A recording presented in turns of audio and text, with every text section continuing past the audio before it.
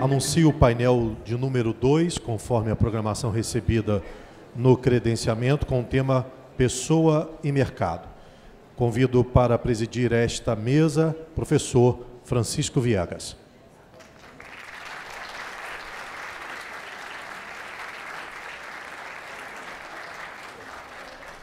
E como painelistas, professor José Fernando Simão.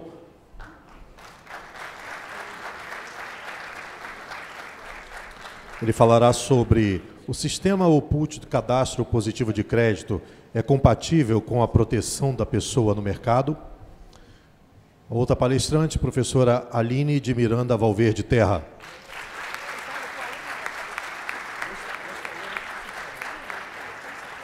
O tema proposto, a professora Aline, o que é e quais os efeitos da execução pelo equivalente. E a terceira palestrante, professora Priscila Matias Fittner.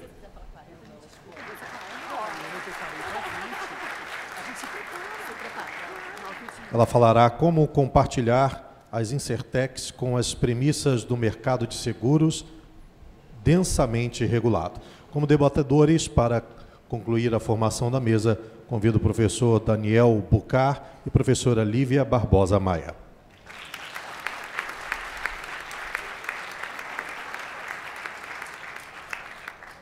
Com a palavra, o presidente da mesa, professor Francisco Viegas. Muito boa tarde a todos. Depois desse belíssimo início do 7º Congresso do IBD Civil, com entrevista do professor Pietro Perringeri, com a conferência da professora Maria Cristina De Tico, a gente inicia agora os trabalhos do painel Pessoa e Mercado, com temas de grande interesse prático e à luz do nosso atual cenário econômico, inclusive, e complexidade dogmática também, como veremos. E tenho, então, a grande alegria de ter aqui ao meu lado o professor José Fernando Simão, a professora Aline Terra, a professora Priscila Fittner, e desde já agradecendo, em nome da organização do Congresso, a presença dos professores, e passo a palavra ao professor José Fernando Simão. Professor? Pode, por favor. Professor José Fernando Simão, professor associado do Departamento de Direito Civil da Universidade de São Paulo, livre docente pela Universidade de São Paulo, doutor e mestre pela USP também, e vai nos brindar hoje com sua palestra sobre o tema do cadastro positivo, as novas alterações trazidas especificamente em relação ao sistema de opt-out no cadastro positivo. Os debatedores vão sentar mesmo? Após. Muito bem, muito bom dia a todos, muito bom dia a todas. É uma alegria participar de mais um evento do IBD Civil. Eu, aliás, tenho dito ao presidente e aos demais membros que é o evento do ano dos civilistas, em termos de debates, qualidades, trocas de amizades. O início do IBD Civil se mostrou absolutamente impactante. Eu dizia ao professor Tepedino que ouvi o professor Perringeri falar sobre função social, trazendo o mercado como elemento relevante na interpretação do princípio. Eu também achei. Os debatedores se juntem à mesa, por favor.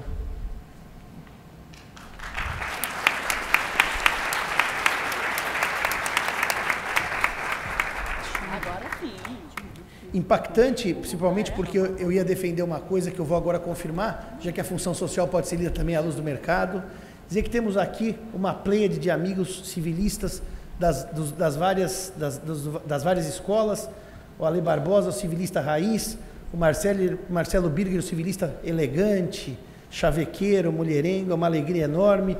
O Fabinho, o último radical de direita, agora direita moderada, depois do último discurso do Bolsonaro. Professor Tepedino, muito obrigado pela gentileza em me convidar para falar desse tema. Quando eu li a proposta de tema, que gentilmente a organização me perguntou se eu queria trocar, eu falei, não, eu quero manter, porque é um tema que eu vou ler, vou formar minha convicção, é um tema que eu não tenho uma pré-concepção. O debate que se trava nesses meus 20 minutos é um debate simples, porém profundo. E por que profundo? No fundo, o que eu vou conversar com vocês em exatamente 10 slides, que vão ser passados rapidamente, que o objetivo é mais eu introduzir o tema e depois apresentá-lo, é se no Brasil a existência de um cadastro positivo de crédito, que eu vou chamar de cadastro positivo impositivo, porque o nome do consumidor está lá sem que ele opte por estar lá. Fere ou não os preceitos de defesa do consumidor e fere ou não o sistema jurídico como um todo e a proteção constitucional da pessoa humana. Eu gostei do tema, porque quando eu li o sistema opt-in e opt-out, isso me lembrou também um tema tratado pelo professor Perlingieri, na pergunta do professor Tepedino sobre análise econômica do direito. Isso me lembrou de um livro, que é um livro que foi premiado pela sua qualidade e pela sua inovação, que é um livro de economia comportamental chamado Nudge. Literalmente, o Nudge é um empurrãozinho. Se os senhores abrirem a capa do Nudge, em todas as edições, é um elefante mãe com a tromba dando um leve empurrão no elefante filhote. Esse livro do Thaler e do Sunstein é um livro que foi premiado, portanto, da Escola de Chicago, e que eles defendem, então, alguns preceitos, alguns procedimentos próprios da economia comportamental. E eles começam o livro falando do sistema opt-in e opt-out. E é isso que eu quero trazer para esse início de reflexão. E por que eu quero trazer isso para esse início de reflexão? A base da premissa do Nudge é que nós, seres humanos, normalmente, por preguiça, por falta de tempo, por falta de conhecimento, não tomamos decisões. A gente simplesmente se omite na tomada de algumas decisões. Então, o Estado ou o sistema jurídico pode, em certo sentido, optar por nós, tendo em vista que é reconhecidamente uma forma nossa de agir, não fazermos opções em certos momentos. E aí, o Nudge traz dois exemplos que eu quero começar a conversa antes de entrar no cadastro positivo.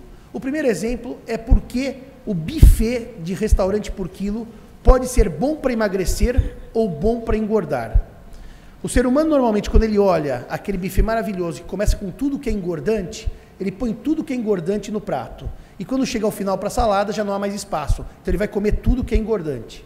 Se o buffet puser primeiro saladas e pratos, isso eles fizeram com escolas americanas com crianças, nutritivos, que não engordam, quando a pessoa já pôs muita salada no prato, ela chega no que engorda, ela normalmente tende a engordar menos e comer menos mal, porque ela já teve um direcionamento para comer bem. Mas o sistema opt-in e opt-out é discutido nos Estados Unidos, por quê? Porque os Estados Unidos basicamente optaram por cada um pensar na sua própria aposentadoria. E como é que eles pensam na própria aposentadoria? Cada um faz o que quer com o seu dinheiro. Muitos investem em bolsa. Tanto que quando houve o colapso de 2008, há um grave problema para os aposentados, que têm as suas poupanças, entre aspas, em bolsas. Mas o sistema opt-in ou opt-out é discutido nos Estados Unidos quando o empregado adere a uma empresa. Porque quando o empregado adere a um contrato de trabalho numa empresa, ele pode optar ou não por um plano de previdência pensando-se na sua aposentadoria. E normalmente então tem aquele quadradinho para fazer um tique. Se ele fizer o tique, ele optou por um sistema de previdência. Se não fizer o tique, ele não optou por um sistema de previdência. E o que os autores americanos defendem é que, por meio de intervenção estatal sobre a vontade, o Estado deve fazer com que essas pessoas optem por um sistema de previdência, porque a médio prazo eles acabam se arrependendo de não fazê-lo. Então seria uma forma de o Estado tutelar uma futura aposentadoria. Bom, dito isso, no Brasil, nós temos no FGTS exatamente a mesma ideia. É uma poupança compulsória, só que aqui não tem o opt-out. A gente é optado por imposição legal e nós não temos como sair do sistema porque não há essa válvula de escape. É verdade que também no FGTS surgiram tantas exceções em que eu posso sacar o fundo antes da aposentadoria que no final o sistema acabou sendo, de certa medida, com brechas próprias. E aqui nos cadastros positivos e negativos de crédito? Bom, a discussão é, cadastro negativo sempre existiu, Serasa, SPC, e o efeito do cadastro negativo é sempre bem evidente. É restrição à concessão de crédito ou não concessão de crédito. Aliás, dependendo do tipo de inscrição que você tem no cadastro negativo, você simplesmente não tem acesso nenhum ao crédito. Isso vai depender do grau e do número de inserções. E qual seria, então, a vantagem num cadastro positivo, que é o tema que nós vamos tratar hoje? A ideia de um cadastro positivo, ela é sempre analisada a partir da visão daquele que está no cadastro. Eu conversava com alguns economistas, que são amigos meus, para discutir um pouco isso de uma maneira mais ampla, E os economistas, inclusive um professor lá da USP chamado Samuel Pessoa, e os economistas discutem que um cadastro positivo de crédito, ele não é só olhado pela economia, voltando no que disse o professor Pelindieri, olha lá, direito, economia, análise econômica, à luz daquele que está no cadastro. Ou seja, eu tenho duas possibilidades de conversa com vocês hoje sobre o tema que me foi proposto. Uma é olhar exclusivamente para responder a pergunta à luz do ser humano, do cidadão, nos seus direitos de consumidor e constitucionalmente garantidos. E outro é o interesse social num cadastro positivo de crédito. E eu vou focar daqui para frente só na questão pessoal. Mas antes, como introdução, eu queria dizer que os cadastros positivos de crédito geram alguns efeitos benéficos ao sistema de crédito, independentemente da pessoa humana. Por exemplo, os países em que há maior confiabilidade no sistema de crédito adotam a ideia de cadastro positivo. O cadastro positivo passa para os cidadãos daquele país e para a comunidade internacional uma impressão de seriedade no trato dos dados cadastrais. Portanto, existe um elemento positivo que é a segurança do sistema e o bom manejo do sistema. Isso em termos de sociedade. Agora vamos ver se em termos pessoais, efetivamente, o meu nome estar num cadastro de bom pagador, não de mau pagador, é algo bom ou ruim para o sistema. A Lei 12.414, que está aí, ela foi exatamente a lei que introduziu no sistema brasileiro o tal do cadastro positivo de crédito. E ela fala que o que está disposto nela não prejudica a proteção do consumidor do CPC. Agora precisaria mudar. Ah, a senhora trouxe aqui? É só apertar aqui? O verde? Sim. Então, nós temos na sua origem o chamado sistema opt-in. Eu só estou dentro se eu previamente declarar que pretendo lá estar. Ou seja, é um sistema que o cidadão, para estar no cadastro positivo, deveria externar sua vontade. E por isso que o artigo 4º dizia, requer autorização prévia do potencial cadastrado. Os senhores se lembram que quando a lei de transplantes de órgãos veio ao Brasil, na sua redação original, o sistema era o oposto. Somos todos doadores desde que não queiramos sair dela. Nós tínhamos que declarar, eu não quero ser doador. O que teve um efeito curioso, essa lei, a lei de doação de órgãos, que como a maioria das pessoas não usou a saída, nós acabávamos todos doadores, houve um efetivo aumento na doação de órgãos, com todos os problemas que isso gera. A lei do cadastro positivo já nasceu com um sistema diferente. Não estamos no cadastro, a não ser que queiramos estar. Foi diferente da lei de órgãos, de doação de órgãos, que curiosamente depois foi reformada para entrar no sistema em que nós temos hoje, que eu tenho que escolher se eu quero ou não ser doador de órgãos. O sistema era opt-in, com a lei 166 de 2019, desse ano, passou a ser opt-out. Isso significa o quê? Que a partir de agora estamos todos no cadastro positivo, a não ser que tentemos sair dele. Eu conversei com um amigo que tentou sair dele, a coisa não é tão simples. Exige um tipo de procedimento, no caso dele, para sair do cadastro, o banco exigiu uma coisa surreal, porque eu fiz também uma pesquisa de campo, para quem queria sair do cadastro. Ele precisou mandar uma foto dele segurando o RG, como se fosse tipo uma selfie mesmo, para provar que era ele que estava pedindo e que os dados que estavam lá sendo retirados eram os dele. Ou seja, alguma dificuldade prática para fazer a opção opt-out. Mas o fato é que desde 2019, agora estamos todos aqueles que têm as condições que os bancos exigem no cadastro de bons pagadores. Se vocês lerem a opinião dos órgãos de defesa do consumidor e a opinião das associações de crédito, elas são eminentemente opostas. Ou seja, o que alegam os consumidores? Que o cadastro positivo viola o direito à privacidade. Porque eu tenho os meus dados, quais dados? Que eu não tenho dívidas, que eu não contraí empréstimos, ou que se eu contrair eu paguei, o limite de empréstimos que eu tomei e cumpri. Eu tenho uma história bancária que é devassável por qualquer membro do sistema financeiro. E que isso fere, portanto, a privacidade e que isso fere, portanto, o meu direito à intimidade.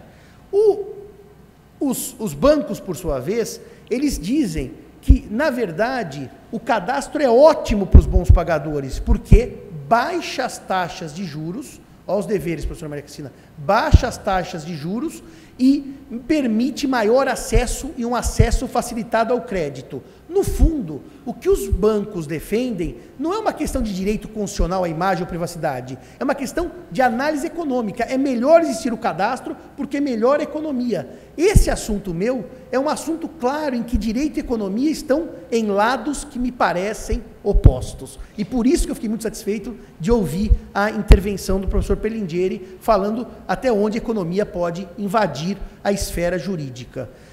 Eu peguei a partir dos sites dos que defendem e dos que criticam o cadastro positivo, eu fiz uma tabelinha de prós e contras. Os prós, maior acesso ao crédito, crédito mais barato. Os senhores podem já estar perguntando, mas Simão, tem certeza que o crédito ficou mais barato? Não, não tenho. Porque um dia disseram para a gente que iam passar a cobrar as malas, que iam ser despachadas no porão, que a passagem ia ficar mais barata. O sistema colapsou, as malas não são despachadas no porão, são despachadas na porta da aeronave aos berros. Senhores passageiros, devido à lotação da aeronave, vamos despachar gratuitamente as malas. E o sistema não funcionou. Então não tem uma prova efetiva, mesmo porque o cadastro é muito novo, que no sistema opt-out, como existe hoje, nós teremos essa redução de juros e facilitação dos empréstimos. Mas, de qualquer maneira, quando se diz maior transparência e maior segurança, e os bancos dizem isso, eu fui analisar para quem que era maior transparência e maior segurança. Só para eles, aqueles que têm acesso aos cadastros. Então a ideia é que de segurança é nesse nível não de proteção do indivíduo, mas de segurança de sociedade, de coletividade. E os consumidores? Bom, os consumidores dizem que há uma possibilidade de discriminação do consumidor. Ué, por óbvio, se eu não estou no cadastro positivo, o banco vai olhar por que eu não estou e qual é o meu histórico bancário. Então ele vai emprestar dinheiro com alguma ressalva, com maior juros, de acordo com o tipo de consumidor. Não houve um debate social sobre a mudança. Você quer estar incluído num cadastro? O que seria algo, no mínimo, interessante, porque na doação de órgãos, quando nós somos compelidos a doar órgãos, depois a lei mudou porque sentiu que socialmente havia uma rejeição à ideia do doador compulsório, do doador obrigado. Aqui nós somos todos incluídos sem que fôssemos ouvidos. Faltaria aqui um debate sobre o meu direito de personalidade e privacidade. Depois, aumento do assédio das instituições financeiras. Eu não tinha percebido isso. Quando os bancos começam a nos ligar para conceder crédito, é que alguma coisa está errada. É por causa do cadastro positivo. Eles, com esse acesso ao cadastro positivo, começa uma verdadeira guerra bancária para trocar de banco ou para apresentar melhores propostas para crédito em eventual financiamento. Outro dia eu estava com o professor Zeno Veloso, ele recebe um telefonema da mocinha do banco, que não era dele, oferecendo uma taxa de juros para que ele migrasse de banco e pegasse o empréstimo. O Zeno dizia assim, mas eu não preciso de empréstimo. E ela repetia, mas os juros são bons, mas eu não preciso de empréstimo. O cadastro positivo gerou essa verdadeira guerra pelos bons clientes, bons pagadores bancários. Depois, o ponto negativo que traz os consumidores. Não há uma certeza da queda de juros, ou seja, eu deveria comparar os que estão no cadastro, os que não estão no cadastro, para fazer duas faixas de juros, uma mais baixa e uma mais alta. Isso não é uma certeza. E, por último, uma contrariedade à autodeterminação informativa do cidadão.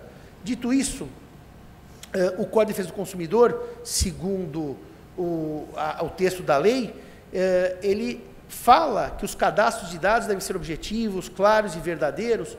Agora, e até usa no parágrafo 4º, os bancos de dados e cadastros, serviços de prestação de crédito, são considerados entidades de caráter público, etc.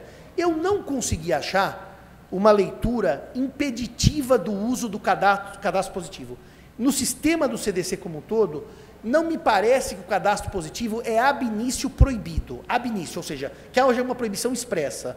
Mas o que me parece que muda, e muda a partir de agora, e o tema da professora Ana Frazão, é que a Lei Geral de Proteção de Dados, que ainda está em vacatio legis, vai entrar em vigor em 2020, essa sim, na minha leitura, teria um impedimento de que eu tivesse dados pré-estabelecidos, postos em cadastro, sem a minha devida autorização.